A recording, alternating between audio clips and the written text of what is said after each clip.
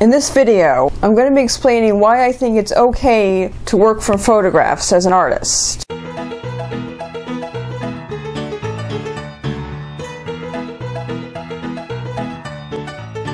Before we go on, so there's no misunderstanding, I'm not making this video to criticize working from life. I'm not making this video to discourage anyone from working from life. I think being able to draw from life is a wonderful skill, and I like to practice it whenever I can. What I'm criticizing is the insistence, mainly the insistence that other people always work from life and never use photos. If you're watching this, and you prefer to work from life, you don't like photos, I have no problem with that. I don't think many of the people who insist that artists always work from life have really thought about how unrealistic such a demand is. Excuse me, I would like to draw you. Would you mind sitting still for me for half an hour? And I'll probably need you to do that maybe 3 or 4 times at least before I can finish. Do you mind?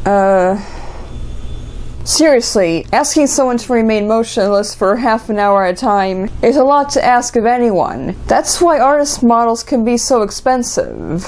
And when it comes to animals, forget about it. You're sitting still. Good girl. Now just stay there while I get my sketchbook.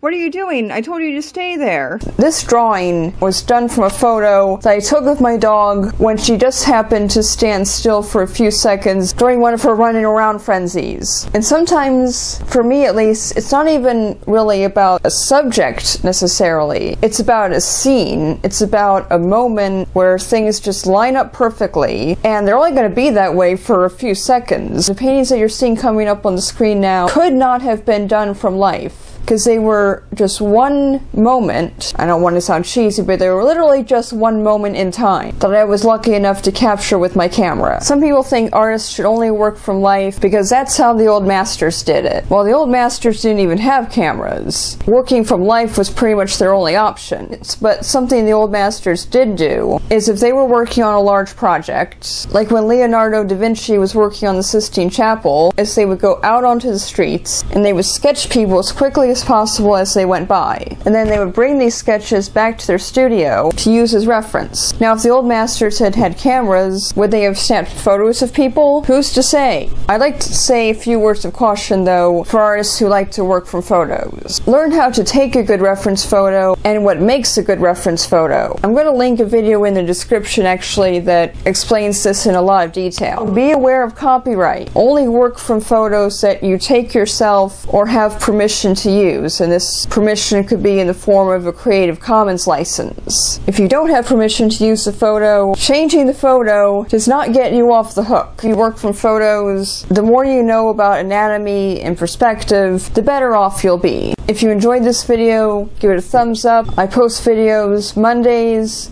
Wednesdays, and Fridays, so if you haven't already, you can subscribe by clicking this button right here. And for now, thanks for watching, and goodbye.